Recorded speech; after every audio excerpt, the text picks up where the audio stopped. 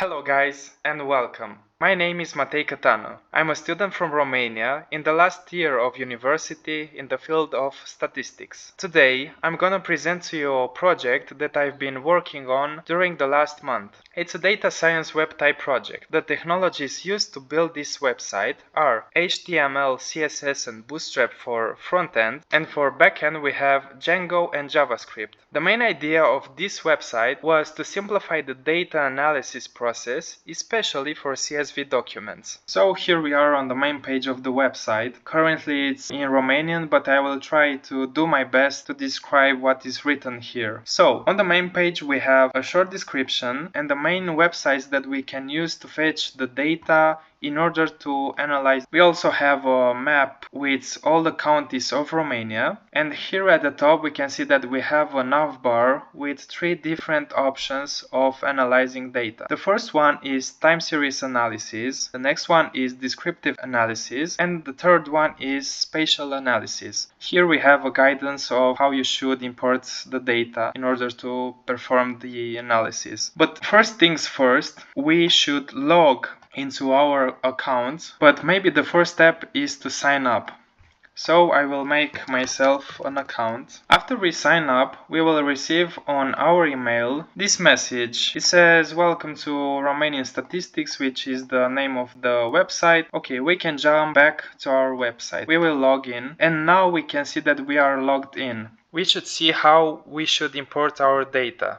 So we can see that we have three different tables. If we want to run a time series analysis, we should have our CSV document looking like this, for descriptives like this, and so on for spatial analysis. So we can perform our first analysis. We will jump to the time series. We will press this choose file button and we will select time series CSV document. We will press load the data and show the trend, and here we can see that the graph appeared. We have all the years and here we have three variables. Each color is a different variable. If we put the cursor here, we can see the value of the second variable, which is colored in green, and we can see that in the year of 2014 we have a value of 882.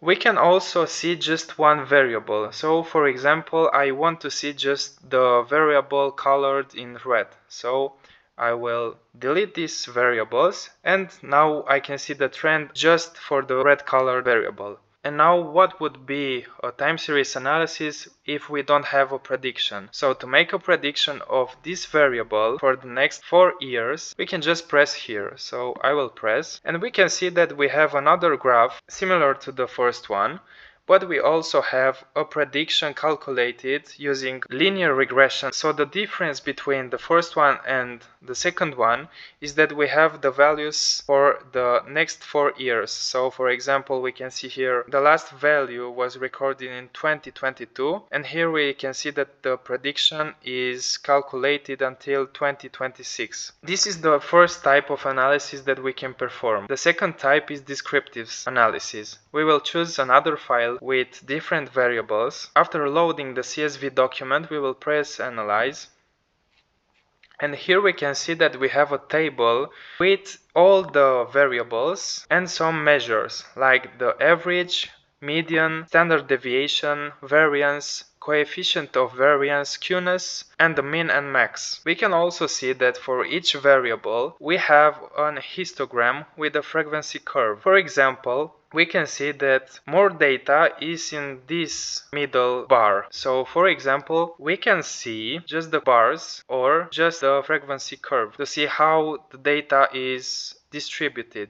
We have an histogram similar for each variable that we had in the CSV document. Next, we will jump to the last type of analysis, which is spatial analysis. Here we can see again the map of Romania and every single county. We will choose another CSV file, which is life expectancy, and after loading this document, we can see that every county has its values. So for example, Mureș County has a value of 75.63. Here we can do another type of graph. We press this button and if we load again our data, we can see that each county has two possible colors. Some counties are colored in green and others are colored in red. This is based on the average value. So if the county has a lower value than the average, it will be colored in green. If the county has a bigger value than the average, it will be colored in red. So we come up to an end. Thank you again for watching this video, and I really hope that you like this